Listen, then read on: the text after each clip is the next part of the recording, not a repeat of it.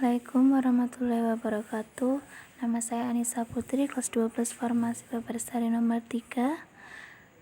Berikut adalah tugas PKN menyampaikan materi tentang nilai-nilai Pancasila dengan kasus pelanggaran hak dan pengingkaran kewajiban. Pancasila merupakan ideologi yang mengedepankan nilai-nilai kemanusiaan. Pancasila sangat menghormati hak dan kewajiban setiap warga negara. Bagaimana Pancasila mengatur hak dan kewajiban setiap warga negara? Pancasila itu menjamin hak asasi manusia melalui nilai-nilai yang terkandung di dalamnya. Nilai-nilai Pancasila itu dapat dibedakan atau dikategorikan menjadi 3, yaitu yang pertama adalah nilai dasar, yang kedua adalah nilai instrumental, dan yang ketiga adalah nilai praksis. Ketiga nilai tersebut secara langsung ataupun tidak langsung mengatur hak dan kewajiban warga negara, sebagaimana dipaparkan berikut ini. Dan yang pertama adalah hak dan kewajiban warga negara dalam nilai dasar sila-sila Pancasila. Nilai dasar itu berkaitan dengan hakikat kelima sila Pancasila, yaitu adalah nilai ketuhanan, nilai kemanusiaan, nilai persatuan, nilai kerakyatan, dan nilai keadilan. Nilai-nilai dasar tersebut bersifat universal, sehingga di dalamnya terkandung cita-cita, tujuan, serta nilai-nilai yang baik dan benar. Selain itu, nilai ini bersifat tetap dan melekat pada kelangsungan hidup negara. Hubungan antara hak dan kewajiban warga negara dengan Pancasila dapat dijabarkan secara singkat sebagai berikut.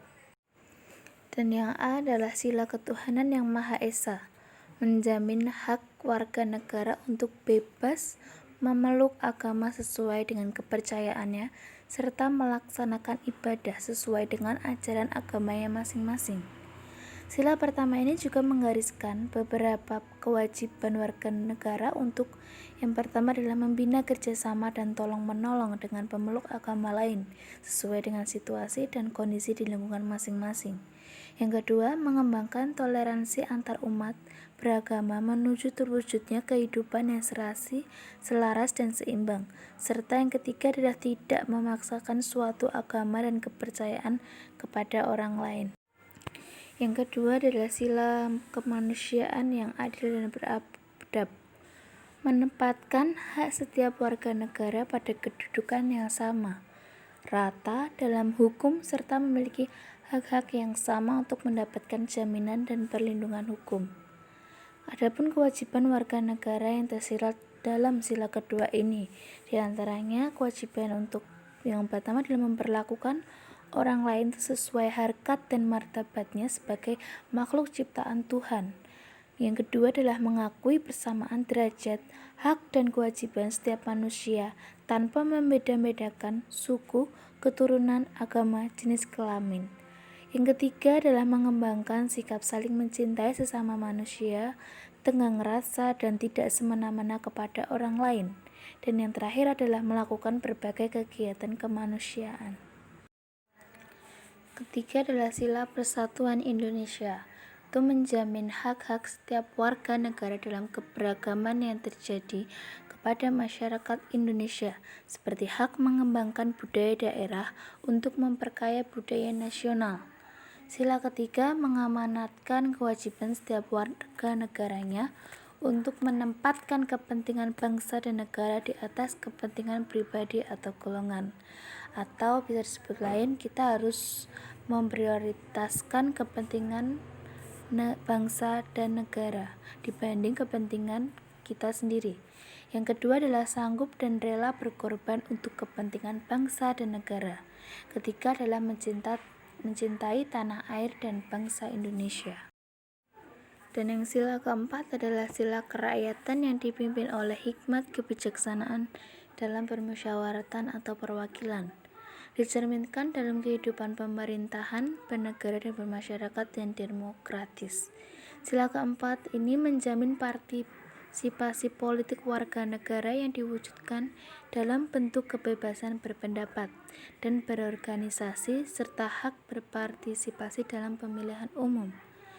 Sila keempat ini mengamanatkan setiap warga negara untuk mengutamakan musyawarah mufakat dalam setiap pengambilan keputusan, tidak memaksakan kehendak orang lain, memberikan kepercayaan kepada wakil-wakil rakyat yang telah terpilih untuk melaksanakan musyawarah dan menjalankan tugas sebaik-baiknya. Dan yang terakhir adalah sila keadilan sosial bagi seluruh rakyat Indonesia.